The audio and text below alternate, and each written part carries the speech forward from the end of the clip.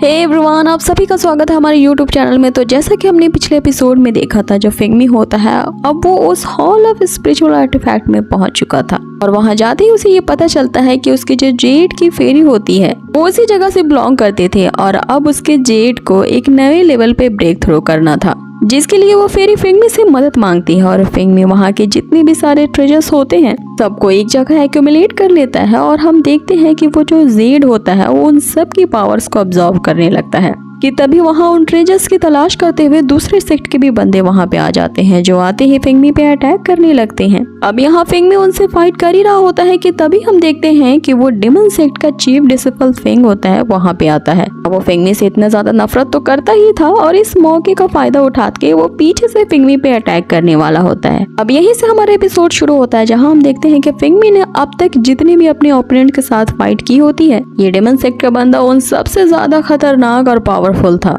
अब आगे हम देखते हैं कि जैसे वो बंदा फिंगमी पे अटैक करने वाला होता है, फिंगमी उसके अटैक को यहाँ डॉज कर लेता है। आगे फिंगमी अपने उस टेक्निक से उस पे अटैक करता है जिसपे एक ही शॉट के स्प्लैश शेप काफी सारे शॉट्स वहाँ पे निकलते हैं जो सीधे जाके उस बंदे को हिट करते हैं। लेकिन वो जो डेमन सेक्ट का बंदा होता है वो अपने डेवल वेपन से इन सारे शॉट्स के अटैक को डॉज कर लेता है। अब आगे हम देखते हैं कि फिंगमी अब अपने सबसे पावरफुल वेपन जो कि रोंगयान फायर वेपन होती है उसको यूज करता है।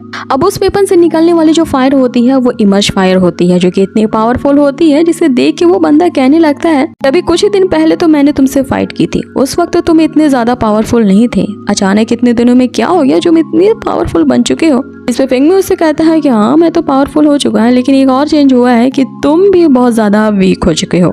अब फिंगमी यहाँ उसे एक जोरदार पंच मारता है जिससे वो पीछे हट जाता है। आगे हम देखते हैं कि सिया और योयो भी यहाँ पे फिंगमी की मदद कर रहे होते हैं उन डेमन सेक्ट वाले बंदों से लड़ते हुए।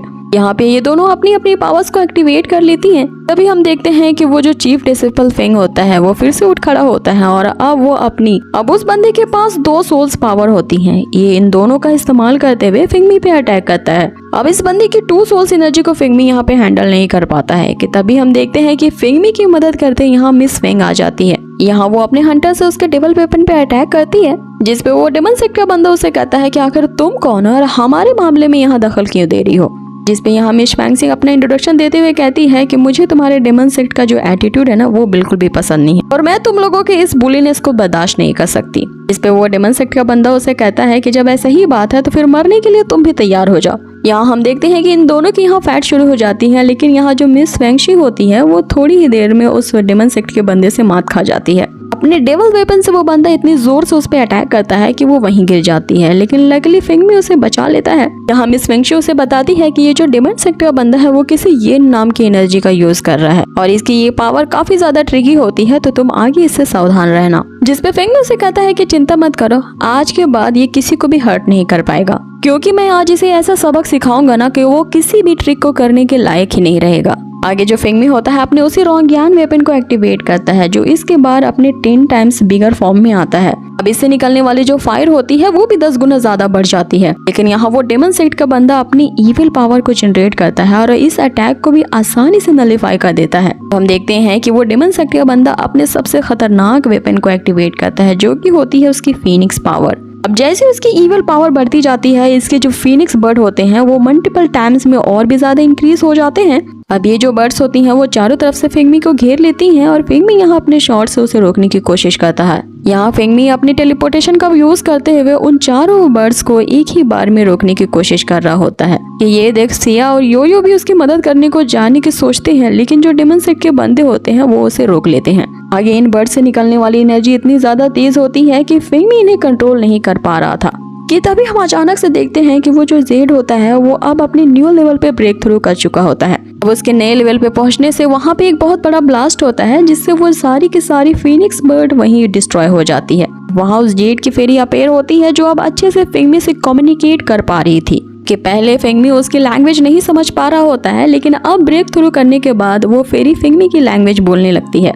यहाँ वो फेरी आते ही फिंगमी को ये बताती है कि अगर तुम इस बंदे के अंदर के डिमोनिक बर्ड को डिस्ट्रॉय करना चाहते हो तो मेरे साथ साथ ये 3 मंत्र कहो। जिसमें फिंगमी उसे लिटिल फेरी कह के पुकारने लगता है, तो वो फेरी उसे कहती है कि मुझे इस तरह से लिटिल फेरी कहना बंद करो, क्योंकि मेरा नाम मीरो है ये वो उसे अपने साथ साथ 3 मंत्रों को दोहराने को कहती है, जिस पे फेंगमी के पहले मंत्र कहते ही हम देखते हैं वहाँ पे अलग अलग जगह से फायर एनर्जी जनरेट होने लगती है। दूसरा मंत्र कहने के बाद वो सारी की सारी जो फायर होती है उसके शॉर्ट में एक्यूमुलेट हो जाती है। इधर वो डेमन सेक्ट का बंदा भी अपने डिमोनिक बर्ड को एक्टिवेट कर लेता है। जैसे ही फेंगमी यहाँ पर अपने शॉर्ट में उस सारी एनर्जी को एक्यूमुलेट करके उस बंदे पे अटैक करता है, तो अब बारी आती है उसके तीसरे मंत्र बोलने की। अब जैसे वो तीसरा मंत्र बोलता है हम देखते हैं कि सारी की सारी फायर एनर्जी जो होती है उस डेमन सेक्ट के बंदे में जमा हो जाती है, जिसके कारण वहाँ एक बहुत बड़ा ब्लास्ट हो जाता है और वो बंदा वहीं डिस्ट्रॉय हो जाता है। अब यहाँ पे जो फेंगमी होता है वो मीरो से पूछता है कि तुमने अभी अभी जो मुझे मंत्र बताए हैं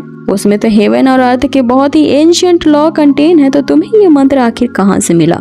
आगे फेंगमी मीरो से उसकी मदद करने के लिए उसे थैंक्स भी कर रहा होता है, जिसपे मीरो उसे बताती है कि तुम इस जेड के स्पिरिट सन हो जिसे लिंगजी कहते हैं, और हर एक जेड के लिए एक मीरो को अपॉइंट किया जाता है जिसका काम होता है कि उस जेड के जो स्पिरिट सन होता है उसको सर्व करना होता है। तो तुम इस जेड के लिंगजी हो, तो मेरा तो यही काम है तुम्हारी हेल्प करना। अब यहाँ फेंगमी को ये बिल्कुल भी नहीं समझ में आ रहा होता है कि आखिर ये लिंगजी कौन होता है, जिसपे जो मीरो होती है उसे एक ऐसी जगह ले जाती है ताकि वो अच्छी तरह से उसे समझा सके। अब यहाँ पे वो अपनी हिस्ट्री बताते हुए कहती है कि लिंगजी वो कैंडिडेट होता है जो कि मेरा रिल्म का न्यू मास्टर होता है। अब ये मेरा रिल्म वही है जहाँ से मैं आई हूँ, जिसपे फेंगमी उसे मेरा रिल्म के बारे में पूछता है, जिसपे मीरो उसे बताती है कि ये रिल्म एक ऐसा वर्ल्ड है जो कि इस दुनिया से बिल्कुल भी अलग है, एक वाइडर वर्ल्ड इसे समझ सकते हो। वहाँ पे जो स्पिरिचुअल एनर्जी होती है वो इस वर्ल्ड से कई ज्यादा होती है, और वहाँ के जो फ्लावर और प्लांट्स होते हैं उनमें भी स्पिरिचुअल एनर्जी होती है, वो 1000 सालों के होते हैं। आगे वो यहाँ ये बताती है कि दुख की बात ये है कि मुझे उस मीरा रिल्म के बारे में इतनी ही मेमोरी याद है,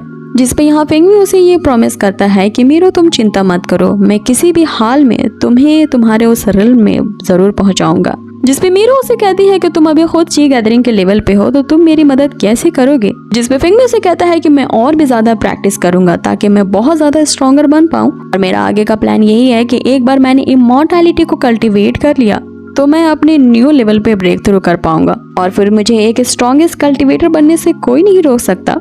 उस दिन देखना मैं तुम्हें डेफिनेटली तुम्हारे घर पहुंचा के ही रहूंगा। इसी के साथ हमारा ये पार्ट यही खत्म होता है। सो गाइस, आप लोगों को ये वीडियो आज की कैसी भी लगी हो मुझे कमेंट बॉक्स में जरूर बताएं। इसका नेक्स्ट पार्ट मैं जल्द ही लाऊंगी। अब इसका नेक्स्ट पार्ट बहुत ही ज्यादा अमेजिंग और भी ज्यादा एडवेंचर होने वाला है। सो बने रहिए हमारे इस चैनल के साथ और कर दीजिए इसे लाइक एंड शेयर, और अगर हम आप मेरे चैनल पे नहीं होते तो इसे जरूर से सब्सक्राइब कर दें। मिलते हैं आपसे इसके नेक्स्ट पार्ट में। Till then take care, bye.